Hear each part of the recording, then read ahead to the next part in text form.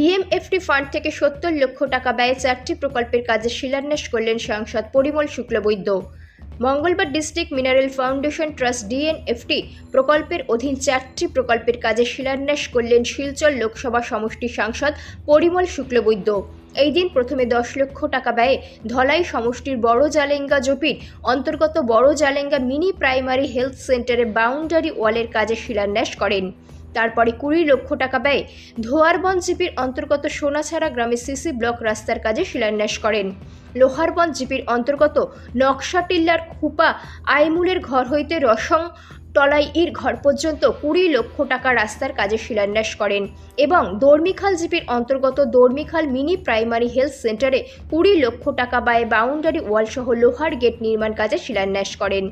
এদিনের অনুষ্ঠানে উপস্থিত ছিলেন কাছাড় জেলা পরিষদের assistant executive engineer Siddhartha Bhattacharya, অনুসূচিত জাতি বোর্ডের ডাইরেক্ট সুবোধ দাস, বড় জালেঙ্গা মণ্ডল বিজেপির সভাপতি সুশীল রঞ্জন ধর, প্রাক্তন জেলা পরিষদ লক্ষ্মী রানী যাদব, বড় জালেঙ্গা মণ্ডল বিজেপির প্রাক্তন সভাপতি সুধাংশু দত্ত, মণ্ডল প্রভারী সুমনা দাস সহ অন্যান্যরা। Bureau report, Assam prime network. 14 ইংরেজিতে এসছে ভারতবর্ষে মোদীজির নেতৃত্বে। আমি নিজে পিডব্লিউডির মন্ত্রী হয়েছি 16 ইংরেজিতে,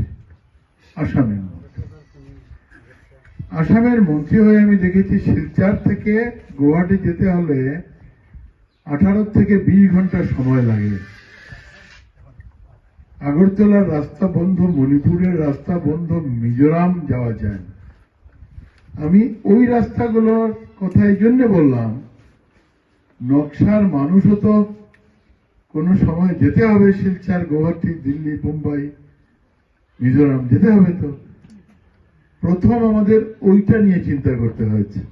ওইগুলো নিয়ে চিন্তা করতে গিয়ে এই অঞ্চলেরও বিভিন্ন ছোটখাটো রাস্তা 2 কিলোমিটার, 4 কিলোমিটার, 5 কিলোমিটার আমরা করতে পারি।